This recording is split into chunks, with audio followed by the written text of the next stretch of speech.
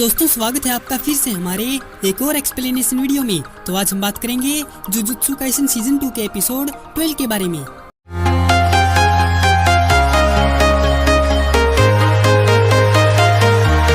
Jujutsu जादूगर बनने से पहले के फेलियर को पीछे छोड़ते हुए और अपनी पास्ट लाइफ को याद करते हुए केंटो नानामी को 9:44 पर शिबुया स्टेशन के एग्जिट पॉइंट 13 पर कियोटा काइजिची बेहोश और इंजर्ड मिला। नानामी अपने मरते हुए दोस्त को देखकर गुस्सा हो जाता है। रात 10:02 पर मिजी जिंगुमाई और शिबुया स्टेशन के बीच फुकुतोशिन लाइन प्लेटफॉर्म पर मेई मेई घायल एबिना के पीछे चलती हुई बोली कि मेरी तकनीक कौओं को कंट्रोल करने की है। बड़ी बेकार टेक्निक है ना, इसीलिए मैंने ग्रेड 1 की जादूगर बनने के लिए बचपन से ही ट्रेनिंग ली है ताकि बगैर तकनीक के कर्स स्पिरिट को हरा सकूं। और तुम्हें हराकर ये बात साबित भी हो गई है कि मैं पहले दर्जे की जादूगर हूँ। उई उई एबिना की हारी हुई शापित आत्मा के ऊपर बैठ जाता है और ताली बजाता है। साथ ही साथ एबिना से भी उसकी बहन के लिए ताली बजवाता है। इसके बाद मेई मेई एबिना को मारने की तैयारी करती है, जबकि एबिना उससे माफी मांगता है और फिर कभी बुराई न करने की बात कहता है। खुश होकर मेई मेई उई उई से पूछती है कि किसी इंसान की जान की कीमत का पता कैसे लगाया जाता है, जिस पर उई उई खुश होकर जवाब देता है कि जान की कीमत का पता इससे होता है कि वे मेई मेई के लिए कितने काम आएंगे। फिर मेई मेई एबिना से वही सवाल पूछती है और कहती है कि तुम इसीलिए हार गए क्योंकि तुम्हें जान की कीमत का पता नहीं है। इतना बोलकर मेई मेई अपना हैमर घुमाती है और उसका काम तमाम कर देती है। इस बीच यूजी और मेगुमी उस कील को तोड़कर डिस्ट्रॉय कर देते हैं जो शिबुया स्टेशन में जादूगरों को आने से रोकती है। अब उनका अगला टारगेट आम लोगों और गोजो को फंसाने वाले कर्टन को खत्म करना है। तभी मेगुमी अचानक शिबुया सेंट्रल टावर से इनो को गिरते हुए देखता है और उसे बचाने के लिए भागकर न्यूए को बुलाता है, लेकिन न्यूए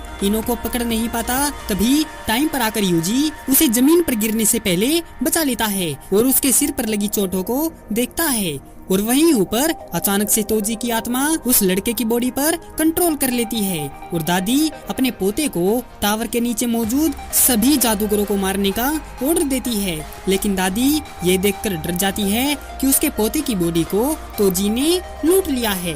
तोजी उसे बोला, मुझे ऑर्डर देने वाली तो होती कौन है बुढ़िया? दादी बोली कि मैं हमेशा ख्याल रखती हूँ कि ताकत के अलावा किसी की आत्मा को ना जगाऊं। जिस पर तोजी कहता है कि मैं इस बात के अलावा और कुछ नहीं जानता कि मेरी बॉडी स्पेशल है और ये लड़का मेरी बॉडी से हार गया है। तोजी एक झटके में दादी के पास आकर बोला, तो मुझे जादूगरों को मारना है। अच्छा, तो शुरुआत तुमसे ही करता हूँ क्योंकि तुम भी तो एक जादूगरनी हो। इतना बोलकर तोजी बुढ़िया को वहीं पर सुला देता है। दूसरी तरफ शिबुया स्टेशन में जेनिन टीम ट्रांसफिगर्ड ह्यूमन से लड़ती है। नोबारा कुगिसाकी और अकारी नित्ता माकी को बताते हैं कि जब इजिची उनसे फोन पर बात कर रहा था तो उसकी आवाज से ऐसा लग रहा था कि उस पर अटैक हुआ है। माकी ने उन दोनों को इजिची का पता लगाने का ऑर्डर दिया क्योंकि वहाँ पर सेलफोन काम नहीं कर रहे हैं और असिस्टेंट सुपरवाइजरों के बिना उनको इन्फॉर्मेशन नहीं मिलेगी। नोबारा और अकारी माकी और नाओबिटो जेनिन से अलग हो जाते हैं जो अभी तक शिबुया में एक भी लड़ाई नहीं लड़े थे। इनो को बचाने के बाद यूजी टावर पर वापस जाना चाहता है और उससे बदला लेना चाहता है जिसने इनो को मारा, लेकिन मेगुमी यूजी को बताता है कि अभी हमारे लिए गोजो सर को बचाना ज्यादा जरूरी है और ऊपर वाले कर्स यूजर अभी तक भाग गए होंगे और इनो अभी मरा नहीं है। बात मानकर यूजी स्टेशन की ओर भागता है जबकि मेगुमी इनो की देखभाल करता है।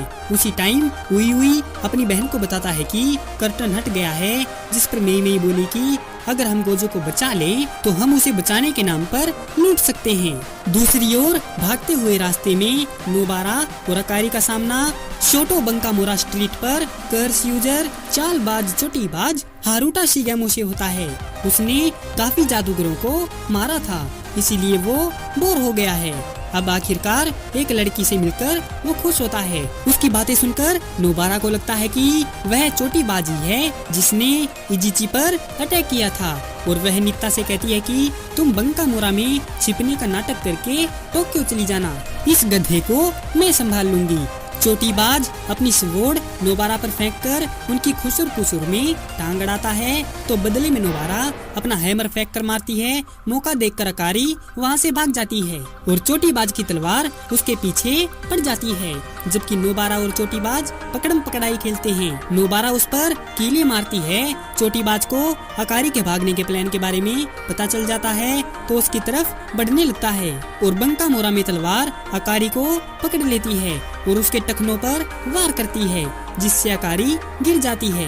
बंका मोरा में एंटर करते हुए शिगेमो अकारी के पास जाता है और उसके सीने पर एक फुटबॉल किक मारता है जिससे वह इंजर्ड हो जाती है। ये देखकर नोबारा गुस्सा हो जाती है। अपनी तलवार वापस पाकर शिगेमो नोबारा के अटैक्स को अपनी स्वॉर्ड से आसानी से मैनिपुलेट कर देता है। छत पर लगी कीलों में हेयर पिन का इस्तेमाल करते हुए नोबारा छत को चोटीबाज पर गिरा देती है जो छत गिरने के बावजूद वहीं पर खड़ा रहता है लेकिन उसे एक भी चोट नहीं लगती। छत गिरने की वजह से नोबारा को चोटीबाज दिख नहीं रहा था तो नोबारा अपना ध्यान अकारी पर करती है जिससे शिगेमो की तलवार छत की धूल से बाहर निकलती है और उसके जबड़े पर एक मुक्का मारती है जिससे वह एक पल के लिए बेहोश हो जाती है और ज्यों की त्यों रह जाती है। नोबारा अपने पैरों का बैलेंस खो देती है और घुटनों के बल गिर जाती है।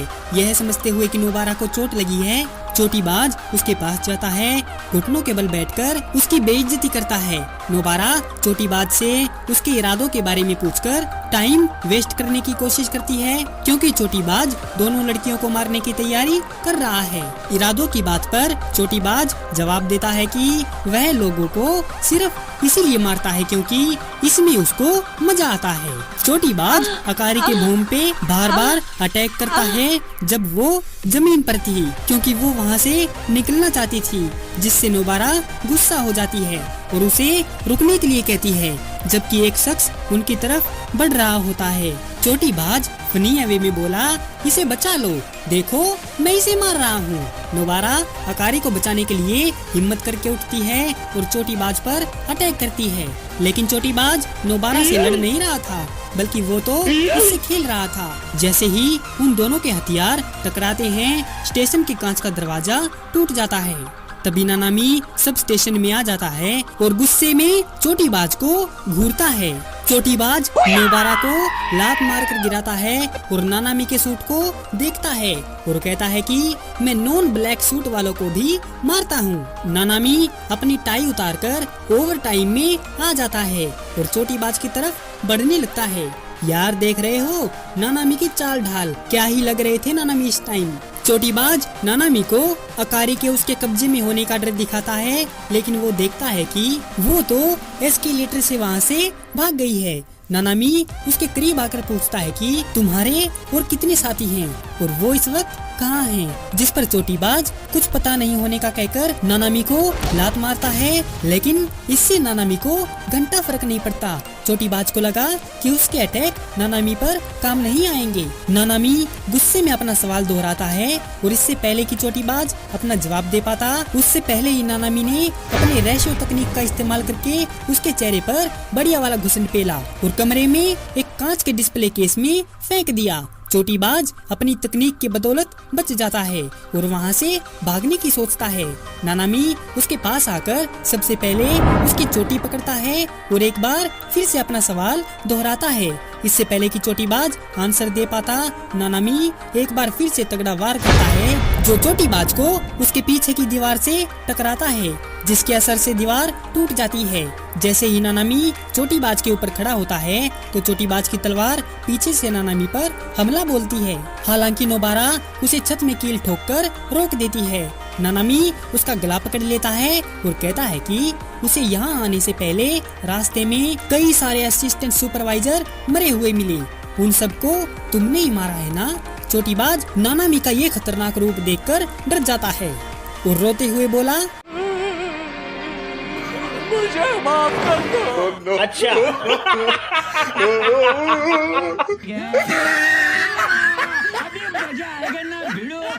चोटीबाज माफी मांगता है, लेकिन फिर भी नानामी उसके चेहरे पर ऐसा मुक्का मारता है कि वह उस स्टेशन की दीवार तोड़कर बाहर ही की एक पास की इमारत में गिर जाता है। नोबारा नानामी की ताकत से हैरान है और सोचती है कि एक असली ग्रेड 1 जुजुत्सु जादूगर केंटो नानामी जैसा ही होता है। नानामी नोबारा को कहता है कि उन्हें चलकर अकारी को ढूंढना होगा। इस बीच फुकुतोशिन लाइन प्लेटफार्म के अंडरग्राउंड हिस्से में मेई मेई का सामना शियोडो गेटो से होता है। वह गेटो को देखकर हैरान होती है कि ये आदमी अभी तक जिंदा कैसे है। कहीं गेटो और गोजो मिलकर आतंक फैलाने की तो नहीं सोच रहे हैं, लेकिन उसे रियलाइज होता है कि गोजो ऐसी ओछी हरकत कभी नहीं करेगा, क्योंकि वो अपनी ताकत के बलबूते इस पूरे देश को आसानी से खत्म कर सकता है। और हो ना हो ये जरूर कोई बहरूपिया है। वह गेटो को कहती है कि मुझे दुख है कि मैं तुम्हें मारने वाली हूँ।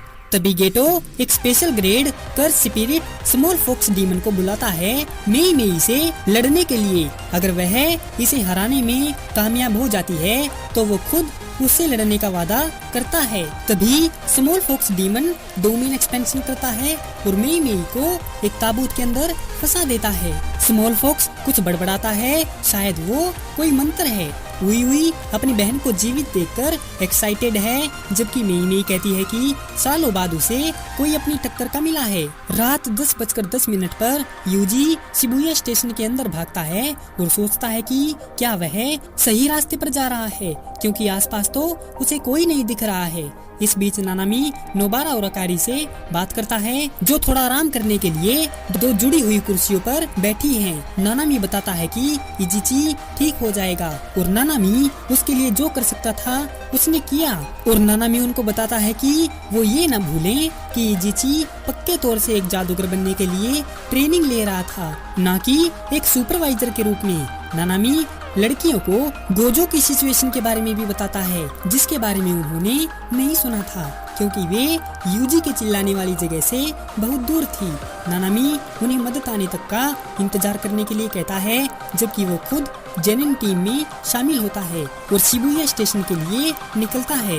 नोबारा नानामी के साथ जाना चाहती है, लेकिन नानामी कहता है कि उस लड़ाई में लड़ने के लिए उसे ग्रेड 1 और उससे ऊपर के जादूगरों की जरूरत होगी, जो कि नोबारा अभी उस ग्रेड पर नहीं है। और अगर नोबारा नानामी के साथ जाएगी तो नानामी का ध्यान उसी को बचाने में रहेगा। दूसरी ओर यूजी एस्केलेटर से नीचे कूदता है और तुरंत चोसो से जा टकराता है, जो यूजी से अपने भाइयों की मौत का बदला लेने की बात कहता है और यूजी पर अटैक करने की तैयारी करते हुए अपनी टेक्निक वर्ल्ड मैनिपुलेशन कन्वर्जेंस को एक्टिवेट करता है। इसी के साथ ये एपिसोड यहीं पर खत्म हो जाता है। तो दोस्तों, कैसी लगी आपको जुजुत्सु काइसन सीजन 2 के एपिसोड 12 की ये एक्सप्लेनेशन वीडियो? अगर आपको ये वीडियो पसंद आई हो तो इस वीडियो को लाइक और हमारे चैनल को सब्सक्राइब जरूर करें। आपका हमारी वीडियो देखने के लिए बहुत बहुत धन्यवाद और शुक्रिया।